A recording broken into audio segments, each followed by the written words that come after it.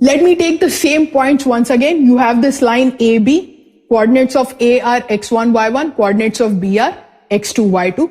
You have a point P which has coordinates x, y, right? Now we know from the section formula that how you derive x is mx2 plus nx1 by m plus n, right? Let's see if we can visualize this, right?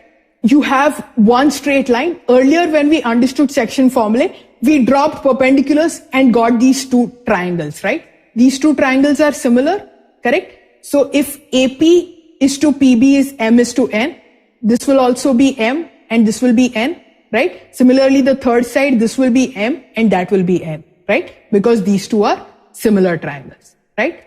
Now, let's draw some more lines and convert the triangles into rectangles, right? Let's add some more triangles and convert this into rectangles.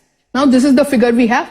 Let's try to now visualize what our section formula gave us. So in section formula, you have a term mx2.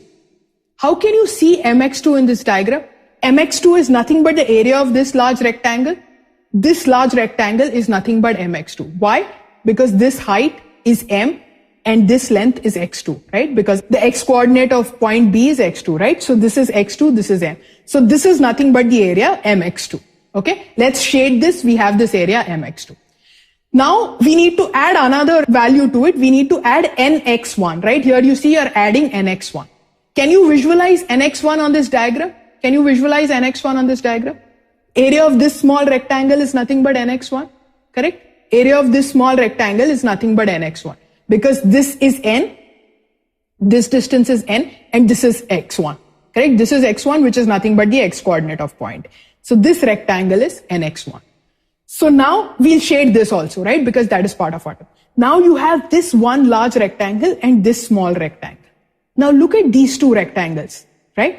This side is m and this side is n. Similarly for this rectangle, this side is m and this side is n. These two rectangles are actually one and the same. There's no difference, right? These two rectangles are actually one and the same, right? So instead of having an odd shaped figure, let's just move this rectangle here. If I move this rectangle here, now I have a very simple rectangle, right? So this term that I had in my numerator, mx2 plus nx1, is nothing but area of this rectangle, right? Very simple. This term is nothing but area of this rectangle. What is this rectangle? This rectangle is nothing but a simple rectangle which has length x. Length is x, right? Which is the x coordinate of P.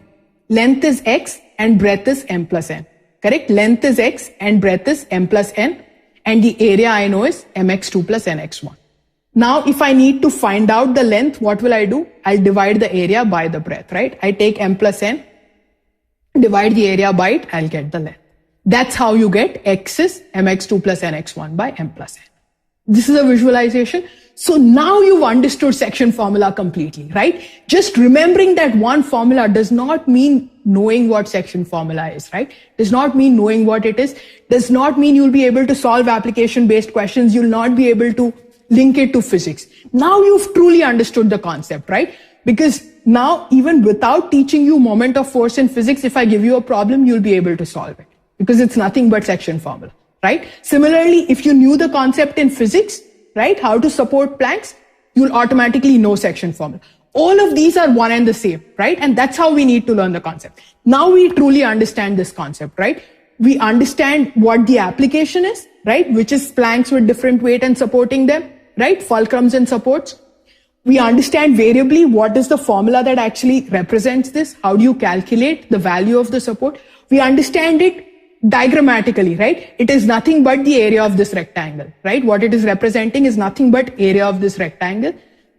And finally, when we solve problems, what we are going to do is use numbers, right?